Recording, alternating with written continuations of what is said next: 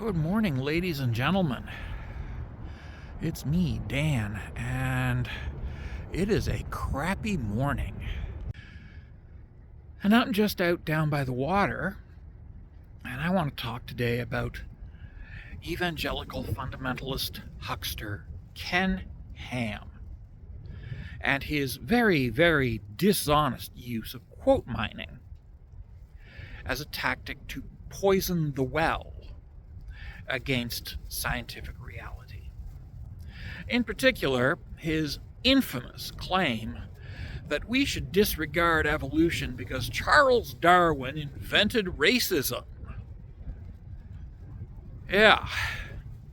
And he's very fond of quote mining a few lines from Mr. Darwin's The Descent of Man, in which Charles Darwin does indeed present the big arguments used by his fellow Christians to justify the prevailing white supremacy of the era. And you will notice that I'm saying that white supremacy already existed. Darwin didn't invent it, and he was arguing against it. White supremacy was invented long before Darwin was born. As an ideology, it was shared by his fellow Christians long before his father was born, long before his grandfather was born. White supremacy was and still remains an established part of American evangelical Christianity, which is the cult that Ken Ham promotes with his brand of young earth creationism. Something to think about. What Ham does is he quotes the first half of Darwin's argument against white supremacy and then says, see, Darwin was a racist. What he very carefully does not do is show you the second half of Darwin's argument, in which he refutes the prevailing white supremacist arguments held by his fellow Christians during that period when, yes, the idea of white supremacy was endemic to the Christian world. Yeah. So no, Darwin did not invent or promote white supremacy.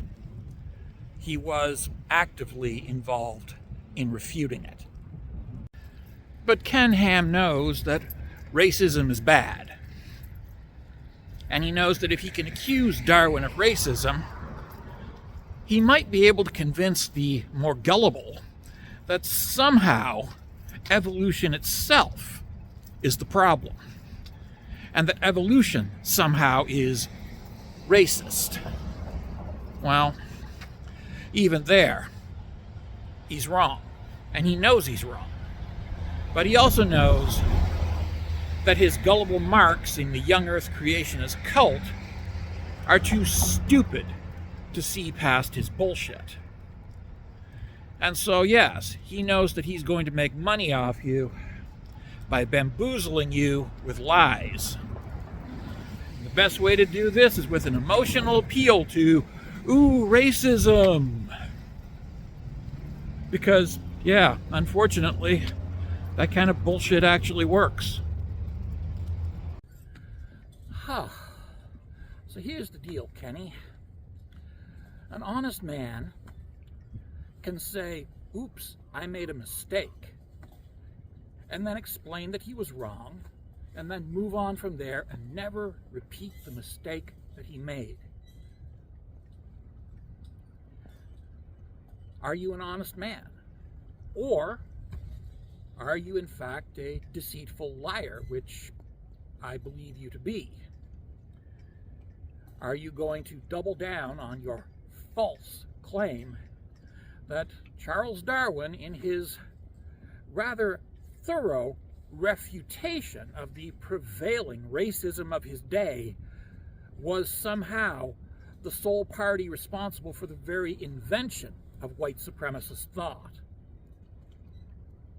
Are you going to double down on a false claim, or are you going to do the right thing, tell the truth, Say that you were mistaken and explain to the creationist rubes out there that no, Darwin did not invent white supremacy. He did not cause white supremacy. He, in fact, refuted it. And he did so in an exemplary fashion. What's it going to be, Mr. Ham?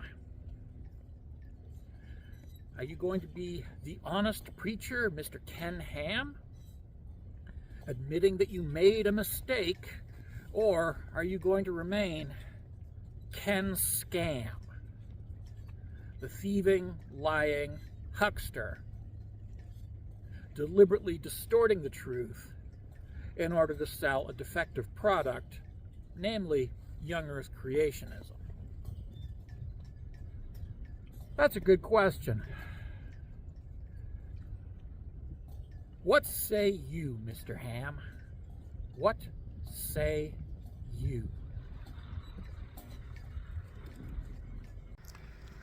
Of course, the one thing that stands out for me when addressing young Earth creationist fantasies about Darwin is just how absurdly obsessed with the man young Earthers are.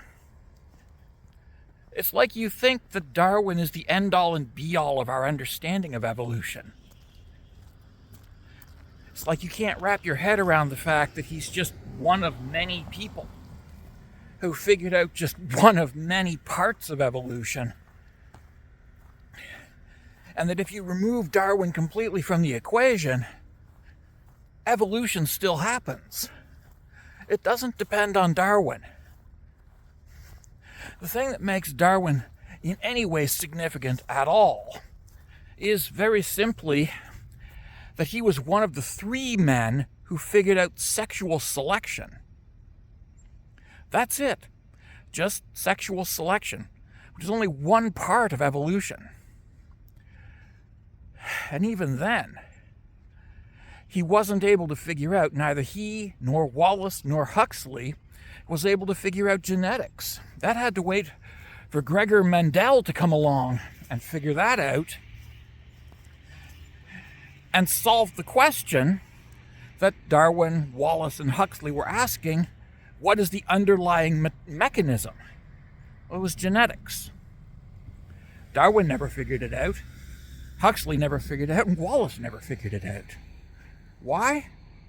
Because they're all just ordinary men. Now maybe this is because young Earth creationists like to think of Darwin as a Jesus analog, running on the principle that because they worship Jesus, therefore we must worship Darwin. But the truth is that no, we don't. Darwin is entirely disposable. And we still have evolution, because evolution is not a religion that depends upon an authority figure handing down wisdom. Evolution is a biological process that anybody can study and understand. All you have to do is make the effort. The thing that makes Darwin significant is his research. Just his research.